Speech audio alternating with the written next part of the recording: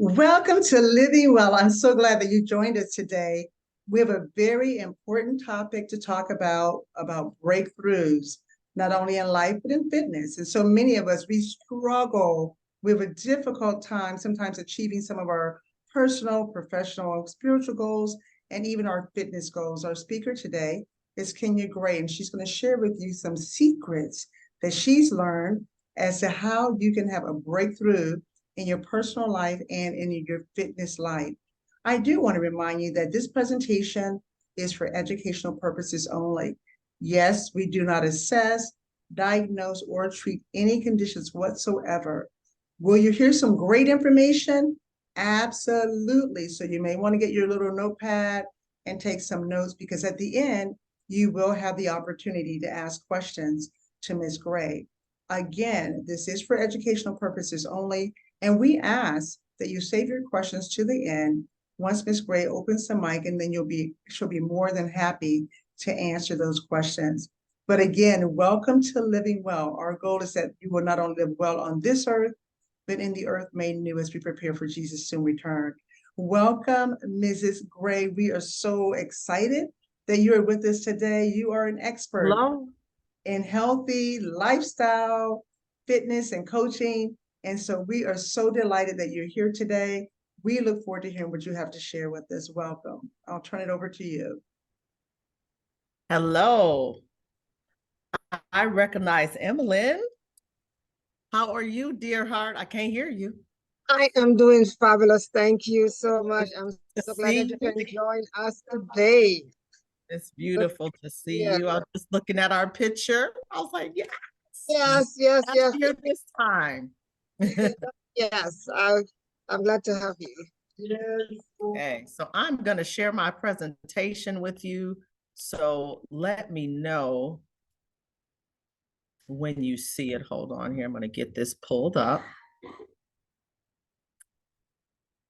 Okay, let me share here from the beginning, and I'm going to do from the beginning here. Can you all see that in front of you? Yes. Okay, thank you so much. Yeah, we can see.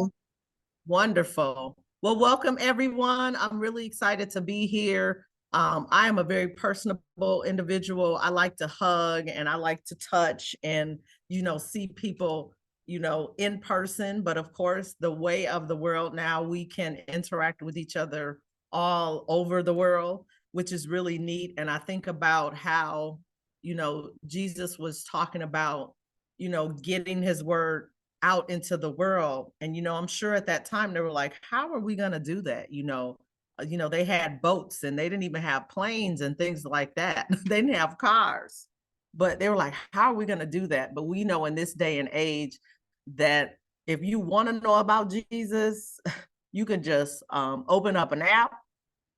You can turn on somebody speaking about them. You can go to church online. You can access people live.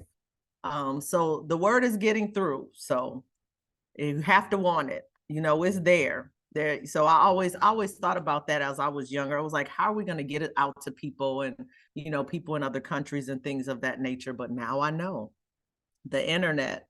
God knew what we did not know what was coming. So my topic is about getting your breakthroughs in fitness and in life.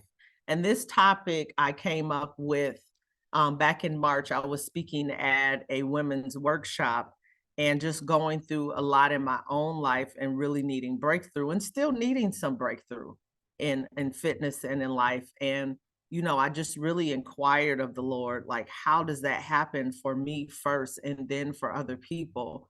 What do we need to do? Because sometimes we are pretty stagnant in our life.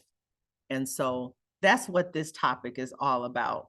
So my name is Kenya MD Gray. I use the MD, not that I'm going to be a medical doctor. The MD is actually Mary Darlene. Those are my two grandmothers who were strong in the faith. In fact, some of the things that I do now spiritually and my prayers and my songs remind me of my grandmothers. It's like, wow. So that's why I got that middle name. So it's hyphenated and I use it because I'm very proud that I have this name and that I honor the women that gave me my spiritual foundation, because that did not exactly come from my parents. That came from my grandparents. So that's who I saw going to church and praising the Lord and reading the Bible, and how salvation came to me was through my grandmother. So I'm thankful for that. I am a healthy lifestyle coach, a personal trainer, and an inspirational speaker. I have several certifications in personal training and group fitness and stretch and flexibility training and women's fitness specialist. I have all these certifications and these specialties.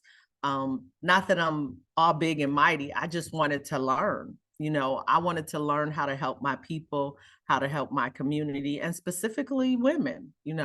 That's my heart. Of course, men are important, men are special, men are valuable.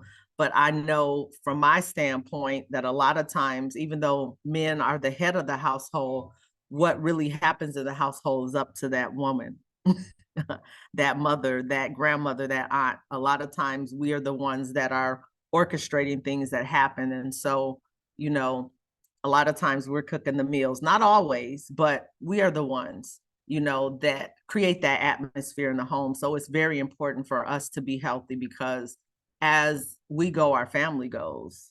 Okay. Whatever we buy, whatever we cook is what our children eat. So that's very important. So moving on, just a little bit about my testimony. So if you see that picture on the left-hand side, that is in my 20s, going through a lot of emotional pain, then a lot of things going on in my marriage and in my life, just very unhappy with my job situation, and not knowing which direction to go in my life. And so I decided back in 2005 that I needed to make a change in my lifestyle, how I ate and how I moved my body, because I felt like if something happened to me, if I was to get a divorce at that time, which was so close, if it was not for the grace of God, that what would I do for my children? What if something happened to me, in my life because I left the world early? And I was like, no, I have some say so over that. Now, we know some things we have no control over, but we definitely have a control over how we treat our bodies and how we treat ourselves. And a lot of the ailments that we have, especially as Black people, especially as Black women, these are things we can control. Certain things that we don't have to get: diabetes, high blood pressure, heart attack.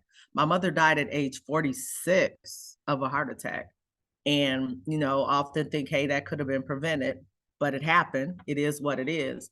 But I realized some of the things within my mother's lifestyle were not healthy.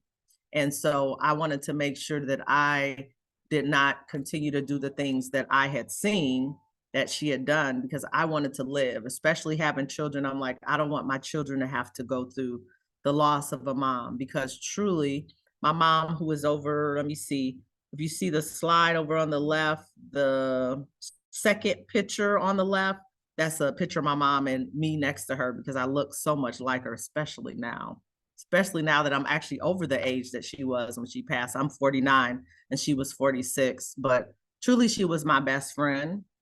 And I didn't want my children to have to go through that. Living without your natural mother can be very, very difficult. And I'm sure some of you all can attest to that, who have lost mothers, lost fathers, lost people very close. And so I knew that I could do something about that. So I am a wife, I'm a mother, I am a grandmother, I am a daughter, I am a community leader, a community member. I am somebody that's in my community all the time, working with people. In fact, yesterday I was at an event for NERCO, which is a recovery community. So not just recovering from substance misuse, but people recovering from different traumas that happen in life. And so they did a health and wellness retreat and asked me to present to them yesterday. So this is Health and Wellness Weekend. And of course, I want to do everything that I can to ensure that we are healthy. Okay. So moving forward here. So this is one of my favorite scriptures, and one of the scriptures that I founded my business on back 12 years ago. 3 John 1:2 is, beloved, I pray that you may prosper in all things and be in health just as your soul prospers. So basically that is a loaded scripture, because what it's saying is that your soul should be prospering. Okay. And what is our soul? Our soul is our being, it's our mind, it's our emotions, our will, our intellect.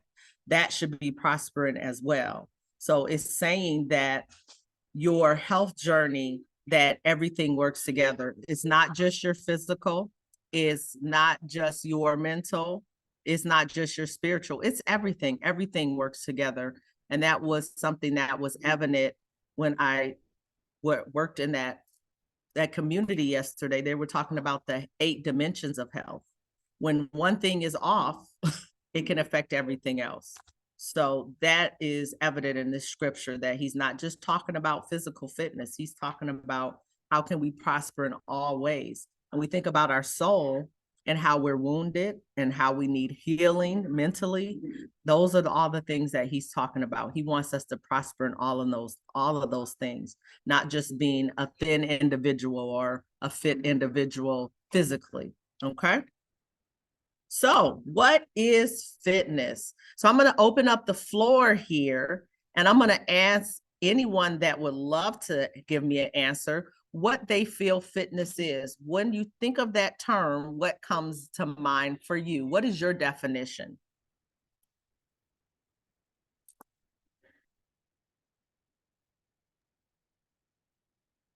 This is Emlyn. I will say, when I think about fitness, I think about a person who can move without, any move around easily, who has a physique that is, within the guidelines, I think, of health. They're not overweight, they are healthy, both physically, mentally, and also I would say spiritually. So I think of somebody who, on a whole, has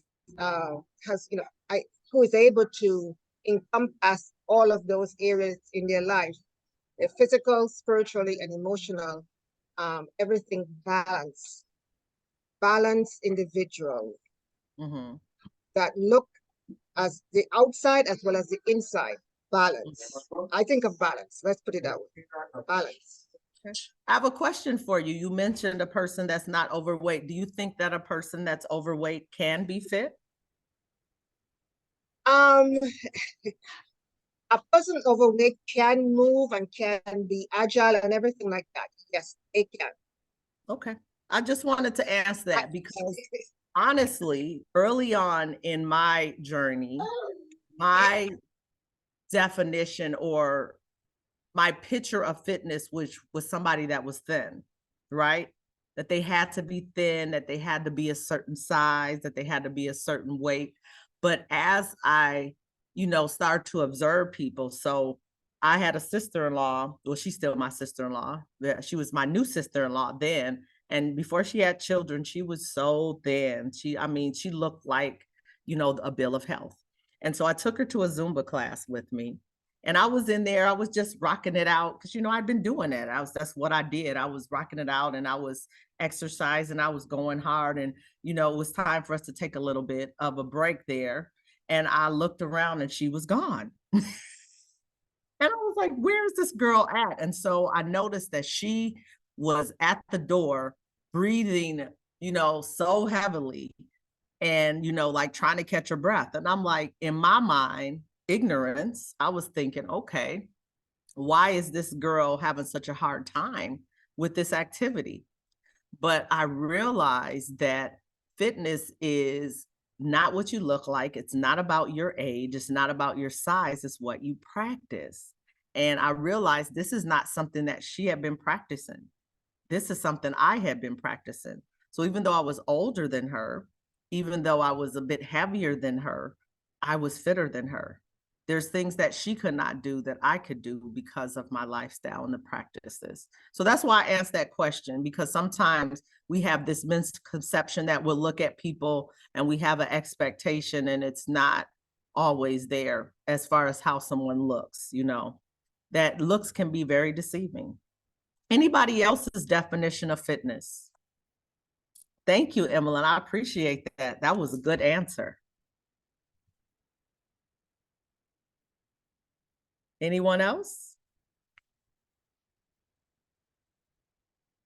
I see quite a few people on the line. You guys are quiet tonight. I like audience participation. I'm just letting you know. I don't like just giving presentations and talking. Even though I can talk, I would love to hear other people talk. Okay, I'm Alicia. The ability to perform. My name is Alicia. Mhm. The ability to perform tasks with ease, without becoming tired, Mhm. and with extra energy to enjoy leisure time activities such as hobbies and extra daily tasks. Awesome, awesome. That sounds like textbook. Did you make that up? That sounds really good. Thank you. Thank you for that. Well, for me to say that, would have to write it down. Okay, okay, okay. Fantastic, fantastic. So I'm gonna give you a definition of fitness that I found, and this closely aligns with my beliefs about fitness, and I'm going to pull it up here. Fitness is a broad term that means something different for each person. So both of you all had a similar definition, but slightly different based on your belief system. But it is referring to your own optimal health and overall well-being. Being fit not only means physical health, but emotional and mental health too.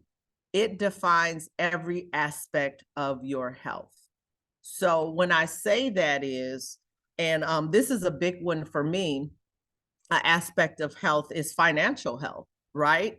I think about, the person that may have, it seems like everything else together, but, they're struggling maybe to pay their bills and they don't have extra money. And, there's just things that they can't do because the Bible says money answereth all things. Money definitely helps to put anything together. So, I mean, I even thought about myself and times in life, it's really hard to have everything, but you just don't have the money to make ends meet. I've been in that position where it's like, wow, I need to pay this bill. And I'm like, should I pay this bill or should I pay that bill? And then I think about how that affected me mentally because I felt like I couldn't help to provide for my family like I needed to. So fitness is all encompassing of who you are. And so there's different levels of it as well. Some people are going to be more fit in some areas than others, and some people may be less fit in different areas. So I love what you said earlier.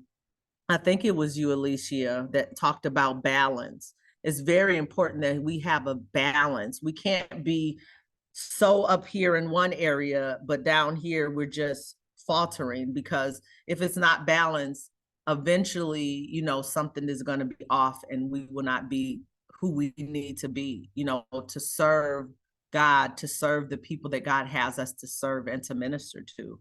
We really have to have a good balance in our lives, which sometimes we don't, and that's important as well. All right. Why do we need a breakthrough? I saw different things happening, and I see different things happening in our community, and even in the research that I'm doing is on Christian Black women and physical fitness activities. There's things that I found that, were disturbing, and it's like, we need to do better, so that we can live. Even what I noticed, so yesterday, let me see if I have that document with me. Let me see. I have to see if I have. As I said, I went to an event yesterday, and this young man shared a document with us, and I don't think I can find it. But I'm gonna let me just summarize what it was saying. So it went over some demographics in our different communities. So our community, the hub, pretty much there is maybe I would say we're in Illinois, so we are above Chicagoland, so we're Lake County. So in our Lake County area, in the top eastern part is where mostly Hispanics and Black people reside, and people with lower demographics. Some people are more well-to-do than others. Some people are middle class, but most of the people that have a lower economic status are in that corner of Lake County. And then there's another corner, there's lower, and maybe to the west of that. So west of that and a little south of that, which is above Chicago, there's very affluent areas. And most of these areas, there are, you know, Caucasian people, some Asian people, and people that have, you know, a higher economic status.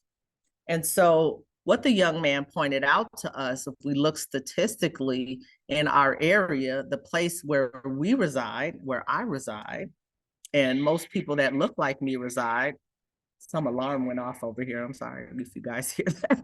So where we reside, our life expectancy is 15 years younger than those in the more affluent areas. So what that's telling me is that our people in our area, where mostly we reside, are expected to die sooner than these other individuals. That has been the statistical data. And one thing that I thought of when shared that with us is there's two things that we need to do so we can live longer. We either need to change our habits, our lifestyle, or we need to move. Let's move to the other area. So that was that's the thing that came to me, change or move. Most people don't desire to move or might have the economic status to move. So we need to bring something to the area. So whatever those affluent communities have, we can get in our area so that our people could live a little bit longer too.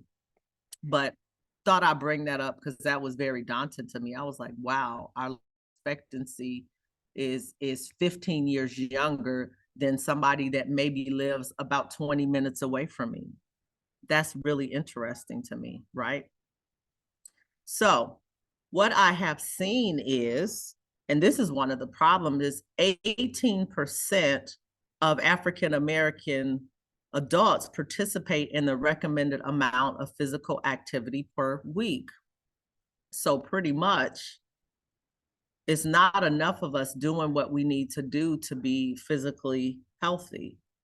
That is a problem. How many knows the recommended amount of physical activity that we should be doing per week? Anybody can tell me that on the line here?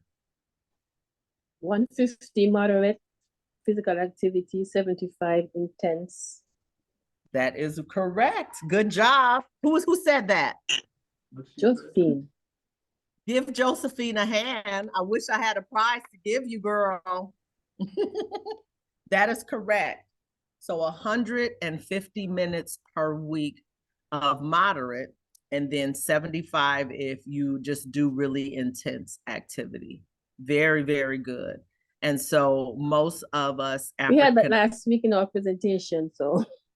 You said, okay, fantastic. You remembered and you retained that. That is wonderful. I was the presenter.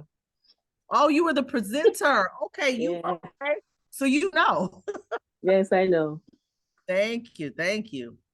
I wish I could see some of your faces. If you want to bring your face on camera, I feel like I'm alone here. So if you feel like, you know, showing me your beautiful face, if maybe your hair is not done or something like that, I understand. But I just want to see more people if I can. If not, I'm not going to stress you or pressure you.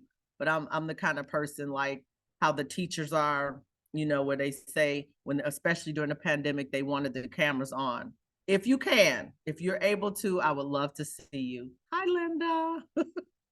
I love that. I just was like, am I here by myself? Because, you know, we're all muted. Can't see anybody. I see a question is there something in the chat? Oh, great job, Josephine. Okay. That's great job, Josephine. Yes, thank you for uplifting your sister. That's wonderful.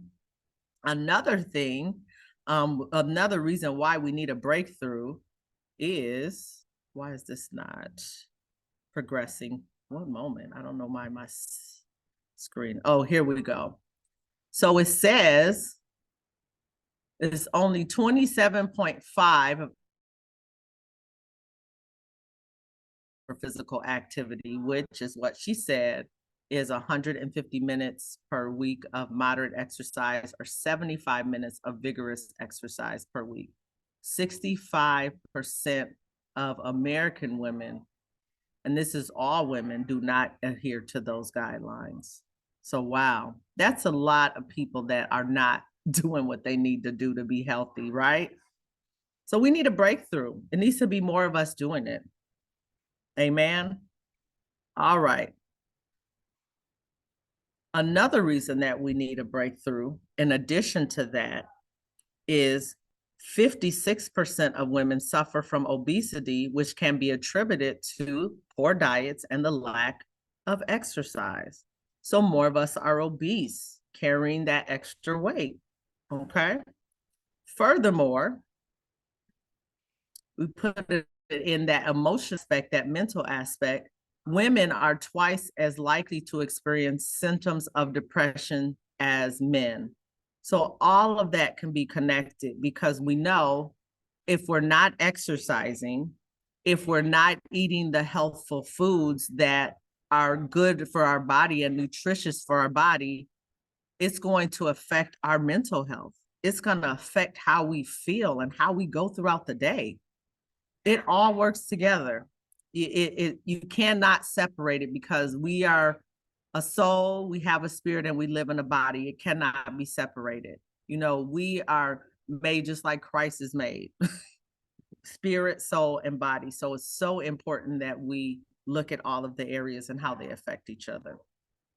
Okay, so let's talk a little bit more about physical fitness and what it can do for us.